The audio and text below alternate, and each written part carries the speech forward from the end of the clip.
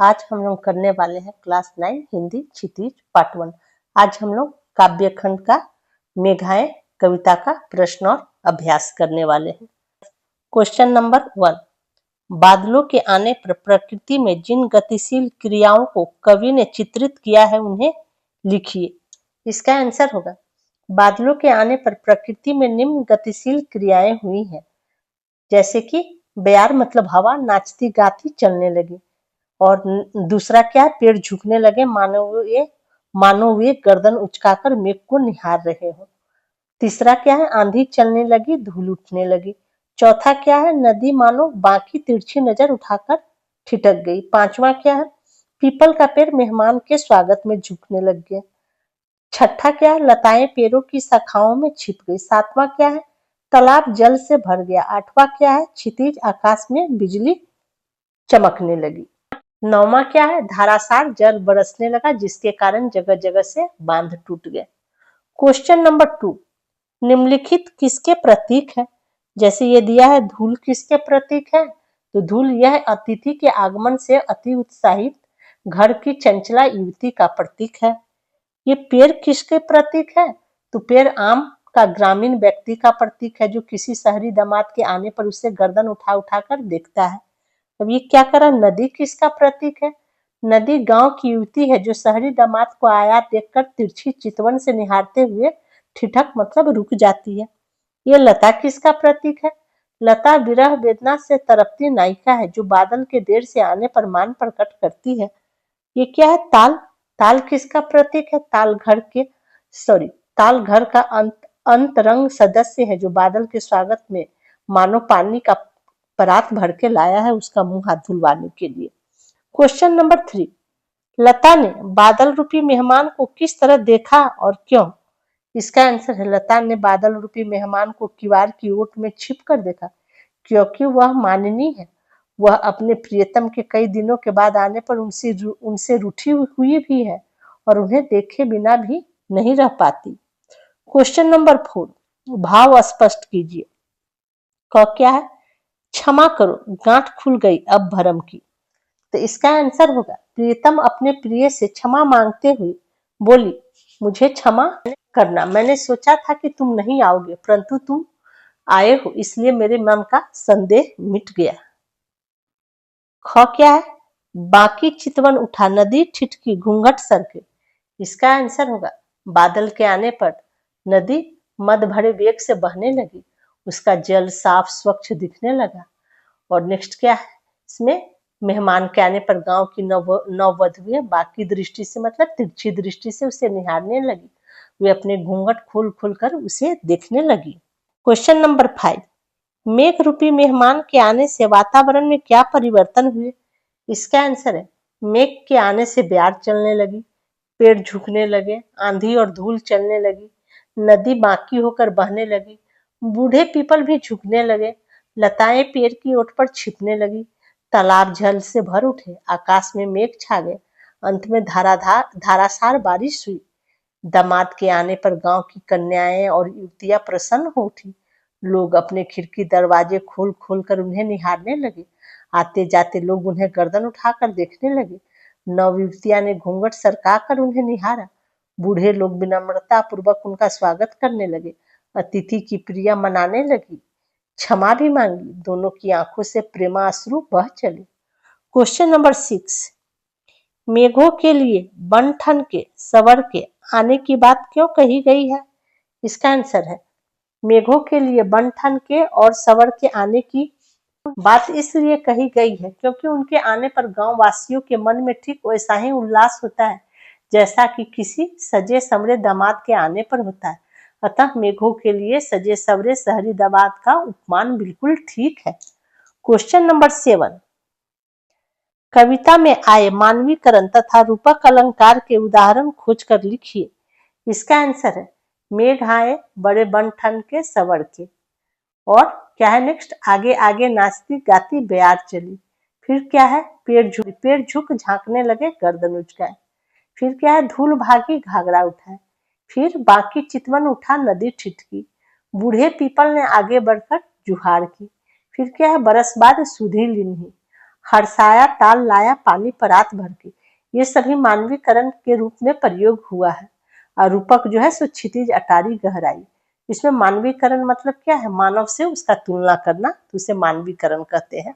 Question number 8, कविता में जिन रीति रिवाजों का मार्मिक चित्रण हुआ है उनका वर्णन कीजिए। इसका आंसर है, इस कविता में गांव के किसी दामाद के आने पर छाए उल्लास का वर्णन हुआ है। गांव वासियों का उत्साह, खुशी और जिज्ञासा से मेहमान का देखना, बूढ़ी स्त्रियों का उनकी मंगल कामना करना ग्रामीण परंपरा है। मेहमान के आने पर उसे हाथ मुंह धोने के लिए पानी की परात देना भी एक रिवाज है। इससे गांव वासी की अतिथि सत्कार का पता चलता है। क्वेश्चन नंबर 9, कविता में कवि ने आकाश में बादल और गांव में मेहमान दामाद के आने का जो रोचक वर्णन किया है उसे लिखिए। इसका आंसर है, मेघ रूपी पाहुन के आते ही पूरा गांव उल्लास से भर उठा। बयार नाचती गाती हुई पाहुन के आगे पीछे चलने लगी। सभी ग्रामवासियों अपने दरवाजा और खिड़कियां खोल दिए ताकि वो पाहुन को देख सके। पेड़ भी उचक उचक कर पाहुन को देखने लगे। आंधी अपना घाघरा उठाए भागी। नदी तिरछे नजरों से मेघ की सज-धज को देख ठिठक गई, मतलब रुक गई। गांव के पुराने पीपल वृक्ष भी मेहमान का स्वागत किया। लता संकोच के मारे दरवाजे की ओट में छिप गई और मेघ से बोली, तुमने बहुत दिनों बाद हमारी सुध ली। गांव का तालाब पाहुन के स्वागत में पानी का परात भर लाया। बिजली भी चमकने लगी। इस प्रकार पूरा गांव उल्लास से तरंगित हो उठा। क्वेश्चन नंबर 10, काव्य सौंदर्य लिखिए। पाहुन ज्यों आए हो गांव में शहर के, मेघ आए बड़े बन ठन के सवर के। तो इसका आंसर होगा, इसमें बादलों के सौंदर्य का अत्यंत मनोरम ढंग से वर्णन किया गया है। जैसे गांव में शहर के मेहमान सज धज के और सुंदर वेशभूषा करके आए हो। इसमें वेशभूषा करके आए हो, ये उत्प्रेक्षा अलंकार है। इसमें मानवीकरण अलंकार का भी प्रयोग हुआ है। मेघ आए बड़े बन ठन, मतलब उसका मानव से तुलना करना। जैसे मेघ आए बड़े बन ठन के, मेघ का तुलना किससे किया गया है, दामाद का। तो दामाद क्या हुआ, मानव है ना। तो इसलिए ये अलंकार जो हुआ सो मानवीकरण अलंकार हुआ। अनुप्रास अलंकार क्या हो गया, बड़े बन ठन के। तो इसमें देख रहे हैं ब का प्रयोग और न का प्रयोग जो है आवृत्ति सो बार बार हो रहा है। बड़े में ब, बन में ब, और न का प्रयोग बन, और ठन में न का प्रयोग। तो ब का भी आवृत्ति बार बार हो रहा है, न का भी बार बार हो रहा है। तो ये अनुप्रास अलंकार है। रचना और अभिव्यक्ति। क्वेश्चन नंबर 11, वर्षा के आने पर अपने आसपास के वातावरण में हुए परिवर्तनों को ध्यान से देखकर एक अनुच्छेद लिखिए। तो इसका आंसर होगा, वर्षा के आने पर आकाश बादलों से भर जाता है। वर्षा के आने पर वातावरण में कई सुखद बदलाव देखने को मिलती है। सूखी धरती हरी भरी चादर ओढ़ लेती है और पेड़ पौधों में नई जान आ जाती है।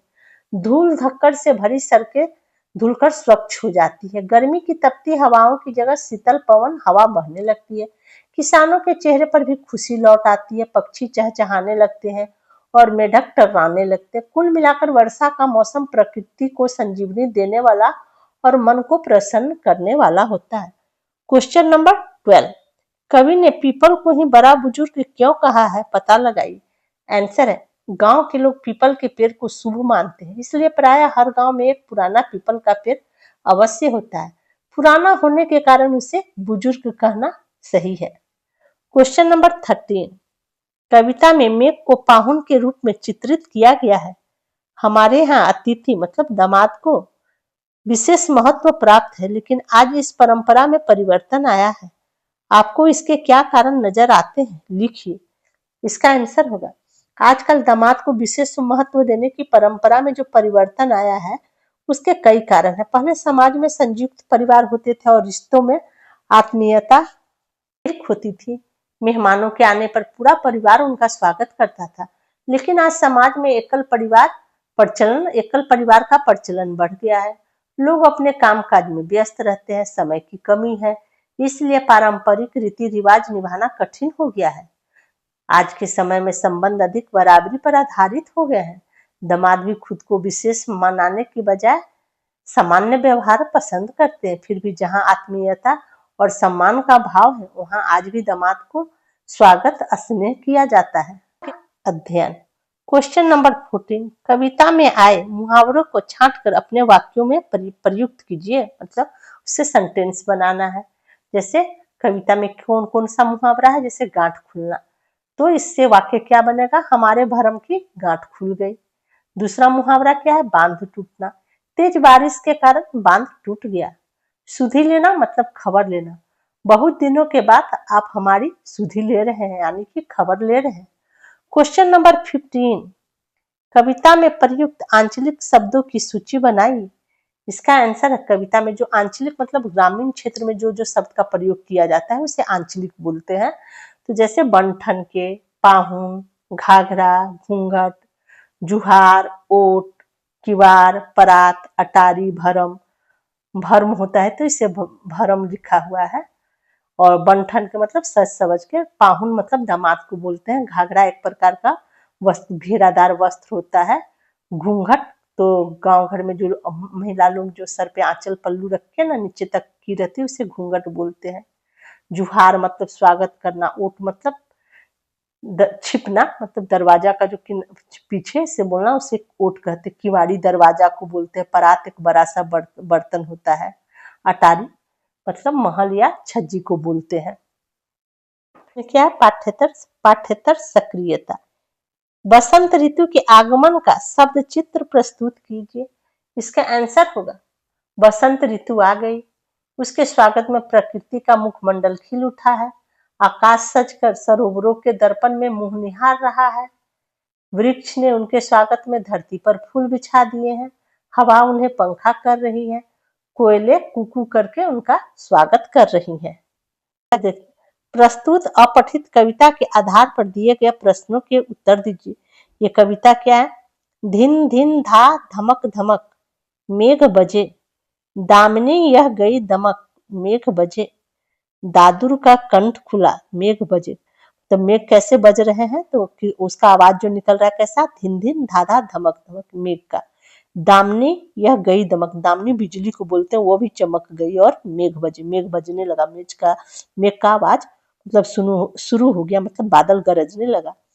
दादुर का कंठ खुला, एक मेढक का प्रजाति होता है, उसे दादुर बोलते हैं, तो मतलब वो टर्राने लगा। मेघ बजे मतलब मेघ गरजने से दादुर भी बोलने लगते हैं। धरती का हृदय धुला मेघ बजे, तब धरती पर पानी आ गया, पानी भर गया, तो मेघ बजने से बारिश हुई और धरती का हृदय जो है सो धुल गया। पंख बना हरिचंदन मेघ बजे, अब मट्टी जो है सो क्या होता है ना, पंख बन गया मतलब कीचड़ बन गया, वो चंदन जैसे बन गया। हल्का है अभिनंदन मेघ बजे, और हल्का मतलब किसान सब इस समय खेती करने लगते हैं ना, हल चलाने लगते हैं ना बारिश के आने से, तो उसका मतलब हल्का हो रहा है अभिनंदन। तब हल चलाने का मतलब स्वागत लोग कर रहे हैं और खेत में जाके हल चला रहे हैं। और कैसे मेघ बज रहे हैं, धिन धिन धा। कहा जा रहा है इस कविता को पढ़ने के बाद, नंबर 1 प्रश्न इसका क्या है, इससे हल्का है अभिनंदन में किसके अभिनंदन की बात हो रही है और क्यों। तो इसमें है अभिनंदन मतलब किसान के हल का यहाँ अभिनंदन हो रहा है, तो यहाँ उसका किसान के हल का मतलब अब खेती होगी इसलिए उसका अभिनंदन, उसका स्वागत किया जा रहा है। क्वेश्चन नंबर 2, प्रस्तुत कविता के आधार पर बताइए कि मेघों पे आने पर प्रकृति में क्या क्या परिवर्तन हुए। तो इसका आंसर होगा कि मेघ आने पे चारों ओर जड़ बरसने लगे, संगीत ध्वनि होने लगी, आकाश में बिजली चमकने लगे, मेढक आवाज करने लगे, धरती साफ स्वच्छ हो गई और कहीं कहीं कीचड़ भी जम गई। तीसरा क्या है, पंख बना हरिचंदन से क्या आशय है, तो आंसर है धरती पर कीचड़ जमा हो गया परंतु प्रसन्नता के कारण वह चंदन लेप सा प्रतीत होने लगा। चौथा क्या है, पहली पंक्ति में कौन सा अलंकार है, जब कविता पढ़े, जैसे कविता का पहली पंक्ति है ना, धिन धिन धा धमक धमक, तो इसमें अनुप्रास अलंकार का प्रयोग है। इसमें ध लेटर जो है सो देख रहे हैं बार बार आवृत्ति हो रही है, मतलब बार बार आ रहा है, धिन में ध, फिर दूसरे धिन में ध, फिर धा में ध, फिर धमक में ध, फिर धमक में ध, तो ध लेटर जो है सो बार बार आ रहा है, तो ये अनुप्रास अलंकार हो गया। फिर क्वेश्चन नंबर 5 क्या है इसका, मेघ आए और मेघ बजे किस इंद्रिय बोध की ओर संकेत कर रहा है। तो किस मेघ आए और मेघ बजे, तो मेघ आए मतलब आंख से देखने का मतलब हो रहा है ना, बोध हो रहा है, तो दृश्य बिंब कहलाएगा। दृश्य मतलब देखना। मेघ बजे मतलब बजर, मेघ का जब आवाज होता है, बादल गरजता है तो कान से सुना जाता है ना, तो यहाँ कान से सुनने का बोध होता है, तो ये श्रव्य बिंब हो गया। फिर ये क्या कहा जा रहा है, इसको ध्यान से देखते हैं। अपने शिक्षक और पुस्तकालय की सहायता से केदारनाथ सिंह की बादल ओ सुमित्रा नंदन पंत का बादल और निराला का बादल राग कविताओं को खोज कर पढ़िए। आपको स्वयं करना है, पुस्तकालय में, स्कूल के पुस्तकालय में जाइएगा और केदारनाथ सिंह का जो कविता का नाम है बादल ओ, सुमित्रा नंदन पंत का जो कविता है उनका नाम है बादल, और निराला जी का जो कविता है उसका नाम है बादल राग। तो ये आपको खोज के स्वयं पढ़ना है। एक बार शब्द संपदा भी देख लेते हैं। आगे आगे नाचती गाती बयार चली, इसका मतलब क्या है, वर्षा के आगमन की खुशी में हवा बहने लगी और मेहमान के आगमन की खबर सारे गांव में तेजी से फैल गई। बाकी चितवन मतलब बांकपन लिए दृष्टि मतलब तिरछी नजर से देखना। जुहार करना मतलब आदर के साथ झुककर नमस्कार करना। क्षितिज अटारी गहराई, इसका मतलब क्या, अटारी पर पहुंचते अतिथि की भांति क्षितिज पर बादल छा गया, मतलब आकाश में बादल छा गए। दामिनी दमकी, दामिनी बिजली को बोलते हैं, तो मतलब बिजली चमकी, तन मन आभा से चमक उठा। क्षमा करो गांठ खुल गई, क्षमा मतलब माफ कर दो, गांठ मतलब भरम खुल जाना। बादल नहीं बरसेगा का पहले सबको भ्रम था, वो टूट गया, लेकिन बादल बरसा। तो प्रियतम अपनी प्रिया से मिलने नहीं आएगा, यह भ्रम टूट गया। बांध टूटा झरझर, मिलन के अश्रु ढर के, मतलब इसका मतलब क्या है, मेघ झरझर बरसने लगे, प्रिया प्रियतम के मिलने से खुशी के आंसू छलक उठे। इस प्रकार ये चैप्टर का प्रश्न अभ्यास यहीं पर समाप्त होता है। लेकिन कुछ महत्वपूर्ण प्रश्न है जो बार बार एग्जाम में पूछे जाते हैं, उसे आपको स्वयं करना है। आप ध्यान से सुनिए। क्वेश्चन नंबर 1 क्या है, बूढ़ा पीपल किसका प्रतीक है। क्वेश्चन नंबर 2 क्या है, किस किसका मिलन हुआ जिसमें दोनों ओर से आंसू ढरके। क्वेश्चन नंबर 3 क्या है, मेघों के आने पर गांव में कैसा वातावरण हो गया। क्वेश्चन नंबर 4 क्या है, कविता में जिन रीति रिवाजों का मार्मिक चित्रण हुआ है उसका वर्णन कीजिए। क्वेश्चन नंबर 5 क्या है, मेघ आए कविता में ताल का पानी भरी परात लाने का आशय स्पष्ट कीजिए। इस प्रकार मेघ आए कविता का प्रश्न अभ्यास यहीं पर समाप्त होता है, और हैंड रिटन नोट्स का लिंक वीडियो के डिस्क्रिप्शन में डाल दिया जाएगा।